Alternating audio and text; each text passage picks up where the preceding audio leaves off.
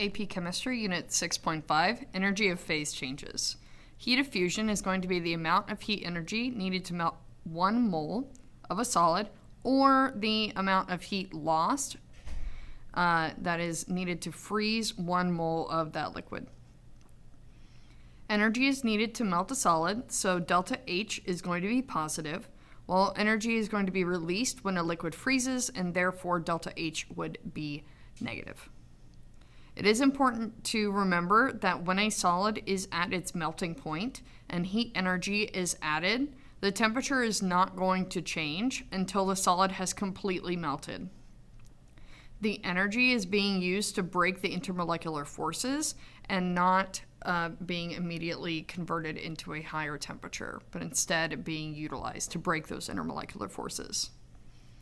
This is our equation for the heat of fusion.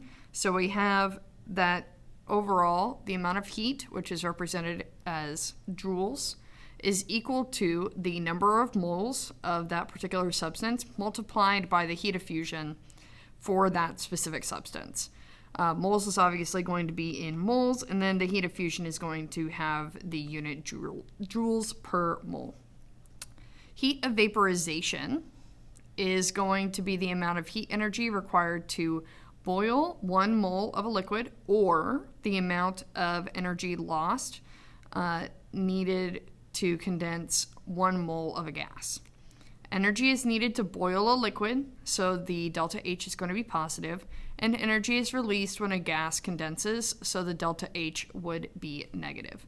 Similar thing as we talked about just up here, where my temperature isn't changing for my solid until I'm completely melted. Same thing is happening here for a liquid at its boiling point.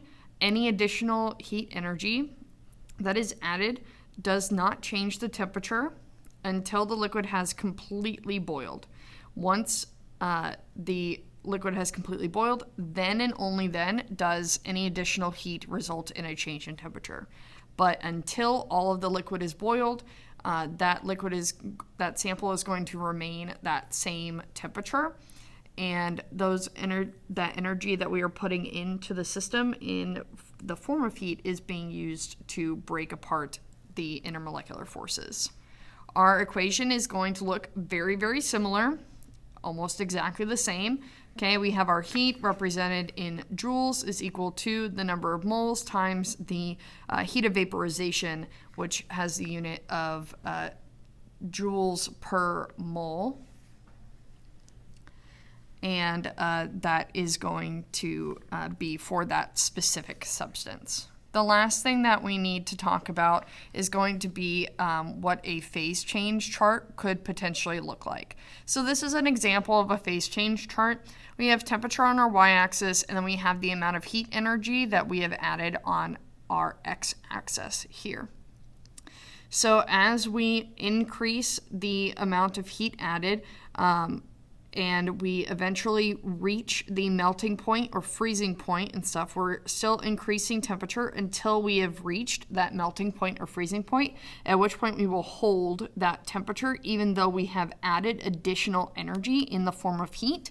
We will not change our temperature because all of the energy that we are adding is going to breaking those intermolecular forces and allowing the solid to become a liquid where we are not as interconnected there. Then we will start increasing our natural temperature again while we are adding more heat until again we have reached our boiling point or condensation point, where we will kind of stop again, where we're not going to be able to increase the temperature even though we are adding more energy there.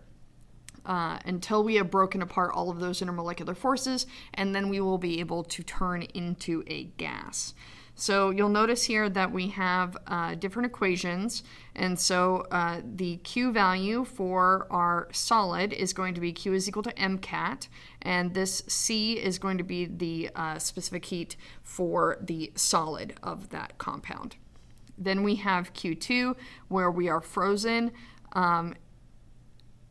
we have our temperature is going to be held constant even though we are adding more energy in, because we are using all of the energy to break apart those intermolecular forces. So that's where we are going to be utilizing the heat of fusion equation, which was Q is equal to N, and then our overall heat of fusion.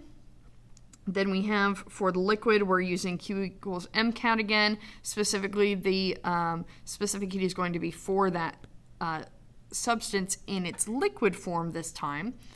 Then we have the heat of vaporization. Q is equal to N multiplied by our heat of vaporization. And then we have, once we are a gas, again, utilizing Q equals MCAT. Again, the specific heat for the substance needs to be when it is in a gas. So we will be using 3 different specific heats throughout this for the substance when it is in a solid, liquid, and a gas state.